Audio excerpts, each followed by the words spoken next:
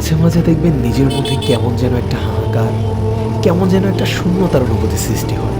মনে হবে সব কিছু থেকেও কি যেন নেই, সবার মাঝে থেকেও নিজেকে মনে হবে বড্ড একা।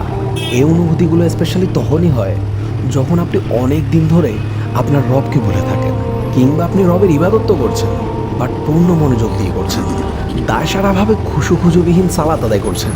যখন আপনার রাত দিন পার করছেন নিদারুণ এক উদাসীনতায়। প্রকৃতপক্ষে আমাদের সবার হৃদয়ে একটি অপূর্ণতা, একটি শূন্যতা রয়েছে, যে শূন্যতা আল্লাহ ছাড়া দুনিয়ার অন্য কিছু দ্বারা পূর্ণ করা সম্ভব না। তাই নিজের এই অসহায়ত্বের করুণ মুহূর্তগুলোতে আল্লাহর কাছে নিজেকে পরিপূর্ণ সঁপে দিন। যেভাবে সম্ভব নীরবে, ফুপিয়ে অথবা হাউমাউ করে আল্লাহর দরবারে ইচ্ছে মতো কাঁদুন। আপনার রবের কাছে যে আপনার চোখের পানি অনেক মূল্যবান, আপনি তো তা জানেনই। আল্লাহ তার পাপিষ্ঠ বান্দাদের শাস্তি দেওয়ার জন্য জাহান্নাম সৃষ্টি করেছে, আর এই জাহান্নামে রয়েছে ভয়ঙ্কর আগুন, যা বান্দার কলিজা পর্যন্ত ভেদ করে ফেলবে।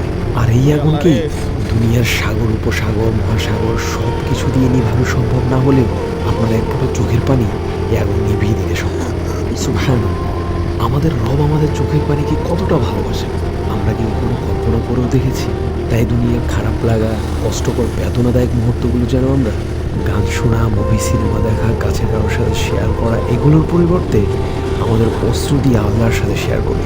কারণ দুনিয়ার কেউ আমাদের চোখের পানির মূল্য না দিলেও আমাদের রব আমাদের প্রতিটি অশ্রুকণার খুব চড়া মূল্য পরিশোধ করবেন, যা আপনি কল্পনাও করতে পারবেন না।